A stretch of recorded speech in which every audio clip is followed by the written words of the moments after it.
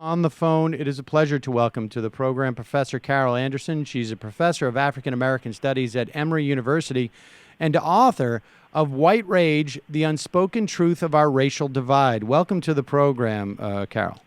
Oh, thank you so much, Sam. So, I just played a clip of Milwaukee County Sheriff David Clark, who was on the Sean Hannity program, talking about the breakdown in Milwaukee, in his words, following a couple of nights of unrest, to say the least. And we should say your book came out of unrest in Ferguson, or I should say an op-ed that you wrote almost a year ago to the day about what was happening in Ferguson. I wonder, let's just start with that in Milwaukee, because I imagine it's illustrative to a large extent of your of the argument you're making in White Rage. Absolutely. So when you look at Milwaukee, one of the things that first hit me was almost the thing that hit me with Ferguson, is that the image that the media showed were the cars burning and the gas station burning. It's like, oh my God, riots, and they're showing these flames. And just like with Ferguson, I said, we are paying so much attention to the flames, we're missing the kindling. We're missing the range of policies put in place year after year after year to systematically deny African Americans access to their citizenship rights, and that these policies really come into place and solidify, particularly in these moments where African Americans have gained greater access, where they have achieved greater access to their citizenship rights. And boom, you look at Milwaukee. So, for instance, when the Brown decision came down in 1954, we spent a lot of time in American history focusing in on the South and how the South really was like, oh, we're not doing that. Absolutely, positively, no way. Well, Milwaukee went, okay, you want us to integrate? This is how we're going to do it.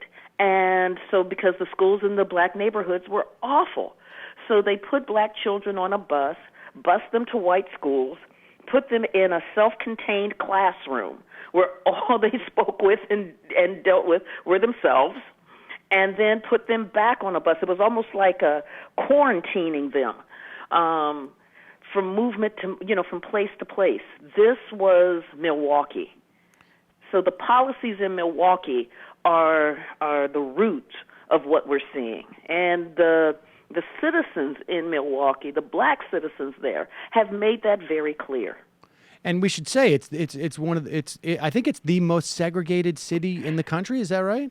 Yes, that's what I saw, and where you also have almost a 33% poverty rate in the black community, where that has been exacerbated by Governor Scott Walker's policies to reduce access to public transportation for those who live in the city so that they could get to where the jobs are growing out in the suburbs.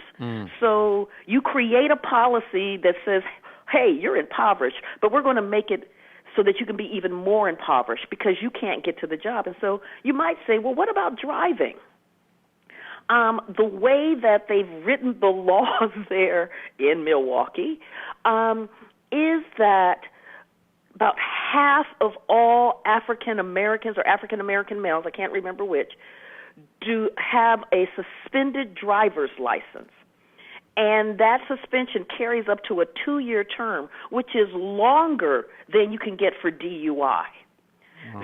So if you've got half of the driver's license suspended, and that's for things like not paying a fine, and we know about what hyper-policing does in the black community, just the way that you had in Ferguson and in Baltimore.